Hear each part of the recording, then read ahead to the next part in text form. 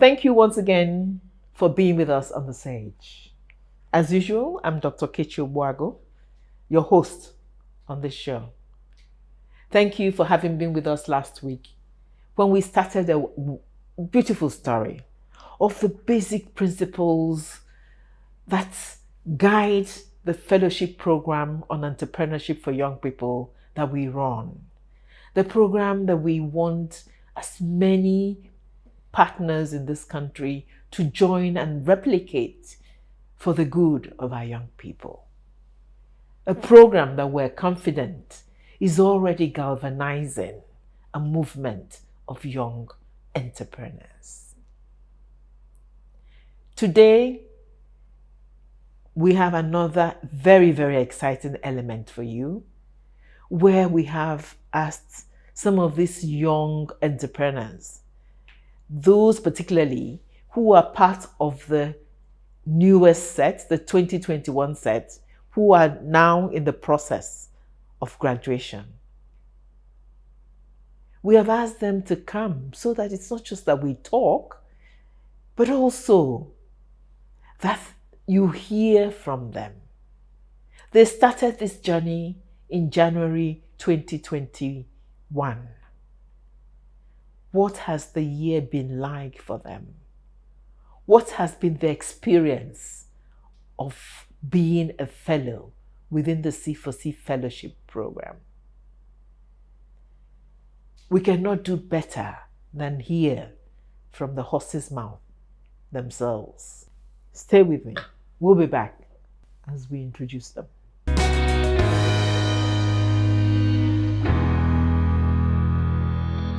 Welcome once again to the Sage, and thank you for having stayed with us.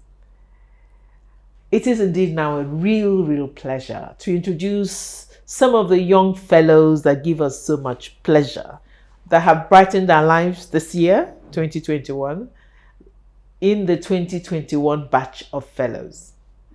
Let me start with a lady.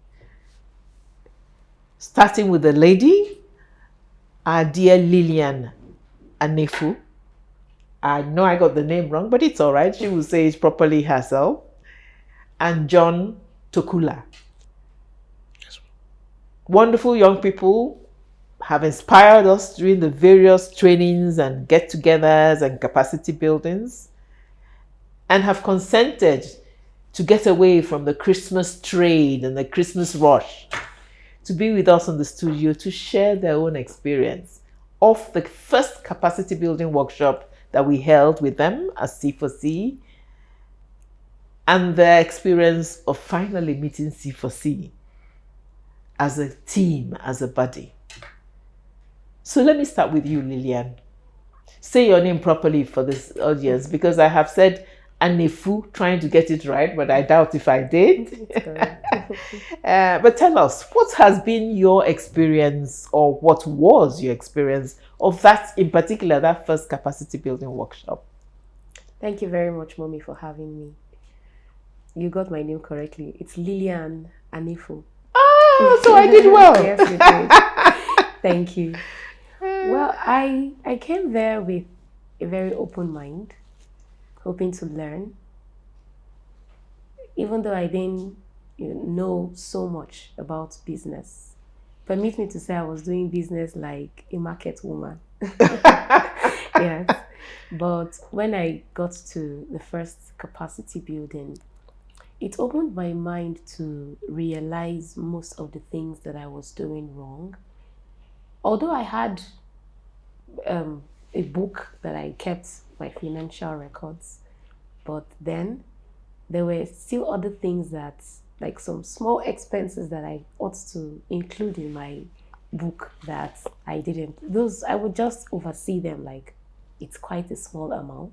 But the first capacity building helped me to realize that it is also an expenditure on my business. And important. And very important. I must include it so long as it's within the business. And then within that time, I also learned what it meant to break even. I didn't have an idea what that meant at all. I was just doing business, And as the money was coming, I was just spending it as as well. I didn't realize Cash in hand, cash out. exactly. It was coming, it was going, but during the first capacity building, that Mrs. Ngozi said something about, your business shouldn't be about today. You should think about building a legacy that stuck. And, instead of just spending it as it was coming, I decided from that very day that I would start paying myself salary, And so I put myself on a salary just as I have my staff as well. And I got better records as well in my financial books and digital marketing as well. And then the art of pitching. I heard about business model canvas for the first time, value proposition. I'm like, okay, I have really been joking, so it's changed my perspective. It changed so much about my business. That 1 week changed the life of my business. Oh, Yes, that's a profound statement. It's changed the It's life. a profound of my statement. business. Yes. We'll come back to you. John, what about you? Lillian shared some of the important key learnings about managing businesses. Yes, ma'am. But were there other aspects of that workshop that resonated with you? Thank you very much, ma'am. As Lillian said earlier, she has said everything, because I feel like she's speaking my mind. She's actually speaking my mind. But what I got from me coming there at first, my expectation was I felt that due to what I studied, I felt that I know business. So, but coming there, I knew that I was, as you said, a market woman. I'm a market man. So, A market boy? a market boy, no problem. So, me coming there, the one thing that stuck to my head was something I forgot who said it. I think it's Madam Ngozi that said it. I call her Madam Ngozi because she's my mother. I give you a grandmother. So she said, if you don't have passion for your business, if you don't have passion for what you are doing, there's no need doing it. You need to have passion. Passion goes a long way. It's the passion, if you are losing, it's the passion that makes you want to want to continue. So that really stuck in my head. Like it really changed my perspective about business. So most people will go into business because of somebody's making it from it. But those people tend to fail. But if you go in with the passion that I love, this is what I love to do. Like me, I love what I do. So that no matter the loss I face, which I have not faced of recent, I still want to do the business. So passion was something that I got from the first capacity building. That is great. That is so that it confirmed for you that this was indeed your passion. Yes. And therefore something you wanted to persist in doing. Yes. And be a direct reprimand. And if you fail, you pick yourself up and you correct it and you continue to do. Yes, ma'am. Yeah, I mean, that's such a wonderful, wonderful thing to have learned. Let me turn back to Lillian and say, so yes, you gained a lot of management skills, as you shared with us. John gained that need to recognize that he must be passionate about what he's doing. But were there other elements? What about the issues of social entrepreneurship, or perhaps the issue of community? What was it like to be a C4C fellow? The impact that my business Cash for Trash has on my community, it's opened my mind towards that as well. Even though I had a little idea of what a social enterprise is or what would be expected from a social enterprise. I know we had a class on social entrepreneurship that you took, and in my mind, I knew, okay, a social enterprise shouldn't make profits, but from that training, I knew it's also possible for a social enterprise to be for profits, and then I also started seeing it from the direct impacts that my business has on my community, the lives that it affects, the environment as well, as it, captures everybody. As much as you are disposing your waste, you are also earning value You are helping to save Mother Earth, which is a gift to us from God. And also, it gave me a better idea of what is expected of a social enterprise, as I would have, Which your cash for trash which my cash for trash is indeed a social enterprise. Yes. So that you then found that even in doing that work and turning it into a profitable business, you found pleasure and satisfaction in knowing you were improving the community, you were improving the earth. Yes. That's beautiful. What about you, John? Anything in terms of social entrepreneurship within what you do? What I do, basically. You don't have to be a recycler or a cash trash, because basically every business should have a social entrepreneurship aspect. What I'm trying to do now is to enlighten people. I'm in the agricultural sector, so I'm enlightening people on youths, my friends, those that are not doing anything. I'm enlightening them on come. Let me teach you this business. I have like 2 of my friends that are into fishery that I introduce them to it. That's wonderful. I meet them, come, let's do this business together. Let me teach you how to do it. And I do it for free. I create awareness because now the youths, most of us nowadays, we believe that farming is for those in the village. It is so not true. It is 100% not true. You can be here in Abuja, you can be anywhere and farm. So that's what I'm trying to preach now. That there's potential, there's big potential in the agricultural Wonderful sector. potential. It feeds the family, it feeds the country, but it also feeds you and helps you make money. Absolutely. Let me give you an instance. Like this year, I planted beans. Really? Okay. You are broadening our out. Yes. I planted beans. There's this land in my area that no one is using, so I planted beans. So by God's grace, 2022, I'm not buying beans. I will eat some of the beans as well. No problem. I'll cook it and bring it for you. You like it. And that is the spirit. The spirit is that innovativeness, creativity, in which you broaden your agric enterprise. That is very laudable. Yes. Well done. Thank you. And please continue to bring other young people, and share your ideas and share the concept of going into agro. Because actually the future for our country, if we're ever as a country going to be self-sufficient, as many people as possible need to go into the agric sector. And like you have said, you don't have to go to the village to do it. No. There's plenty to do. Yes. We've had one of our previous fellows actually who informed us that at the present time, Nigeria was only providing something like 1/5 of the fish and so on that we need for this country. Yes. The rest we were importing. So that there's so much still to be done there. Yes, ma'am. I'm going to turn to both of you and ask one last question. What has been your experience of being a fellow? A C4C fellow. We proudly attach C4C. But the point is, do you find yourself now a network, or do you still find yourself lone rangers? Who wants to have a first go? No, she's my elder sister, No, so she goes first. Okay, with your permission. Yes, ma'am. Okay. C4C is a family.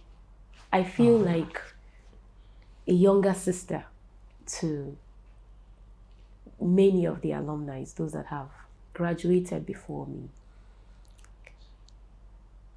And I want to make that very personal because there were times during the year that I had a few bad experiences in business, and I called 1 or 2 of the alumni. Okay. And they were very, very supportive. They were very supportive. They encouraged me and told me, okay, instead of doing it this way, why don't you try it the other way? I listened to them and their advice worked for me. Oh, I'm so happy to hear that. Thank you. So it's a bond. It's like, you know how Mommy, you and your child, that is just how it is. The love is just there. It's going to be forever. Amen. That is how I feel with C4C. It's such Amen. a wonderful family. That is the kind of family we want to create in this country. And we have faith that when there are enough of that family, particularly as entrepreneurs, because entrepreneurs are very important elements of the society, we will be a better country. We will be better people. And so I do love that. I do love that. Thank you for saying it and for encouraging us that we need to continue on that path and intensify our efforts. What about you, John? Coming to C4C, me meeting people, I'm actually not someone that, I usually don't talk to people except someone talks to me, but now I talk to people who don't talk to me because I have a business to run. So I got to meet people that even till today, even like it showed that we're family, to the extent that we're having issues and we came together. My set in particular, we came together, we stayed together, and we solved our problems together. Bring your problem, we'll solve it. So that meant a lot to me. Even on our group chat today, we still talk, we still meet, we still do one or two things together. And also one of the alumni, Mr. Eric Ochigbo, which was actually my mentor in the field. That man, God bless him. Amen. He's a very, very big influence to me, and I hope to meet him more often. And as the grandmother, as Lillian said, let me also say that as we look forward to 2022 and our next batch of fellows, that you will be an Eric to somebody else. Amen. I emphasize this because one of the beautiful things that has been a product of this oneness that we advocate and try to create amongst our fellows, is the fact that you become naturally mentors for the new ones that come. That is why you can say you feel like a younger sister, and such a pleasing statement, because it shows it is working. That is the same way Lillian and John will become older sister and older brother to the new ones that are coming. We can't wait. So no, we really can't wait. So that is wonderful. Thank you so much. You were not here in an earlier part of the program where I talked about the 4 principles for us of the whole program, which was community. What we mean is you as a network, as a community, as a family of entrepreneurs. C4C can proudly say we encourage and we support, and we will always continue to encourage and support. We teach you important elements of business management so that you do indeed manage your businesses more effectively. We teach you to believe in yourselves. Like John says, he says, I can't afford to keep quiet. I have a business to run. So whether you like my face or not, I chat you up and tell you about my business. And we teach you, we walk with you into the concept of social entrepreneurship, where you find joy and grace as you do your business in giving back in some way to your society, whether it's encouraging others to do similar work and earn a good living, or whether it's in improving our Mother Earth. So it's wonderful. Thank you so much for being C4C Fellows. Thank you, Mommy. Thank you for being a lifelong member of the family and being our ambassadors in this business of galvanizing entrepreneurs, young entrepreneurs across Nigeria and someday across the world. Social entrepreneurs.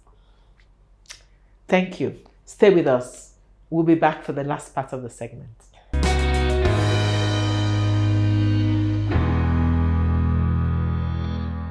Welcome once again to the stage, and thank you for having been with us. It's been quite a quite a show, quite a show. We've had amazing young people who have shared their experience of the first capacity building workshop, and who, for me personally, have indeed cheered my heart from the wonderful things they have said.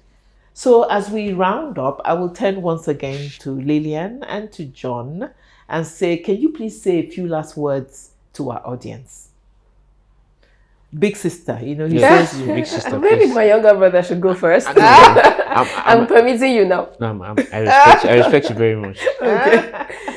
First of all, I would like to thank C4C for seeing me and my business worthy, to be among the 2021 fellows.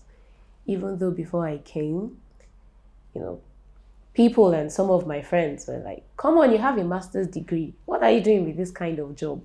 But one thing they didn't realize was that I was making money out of the same job, And I would like to encourage every young person out there, don't be ashamed of what you do.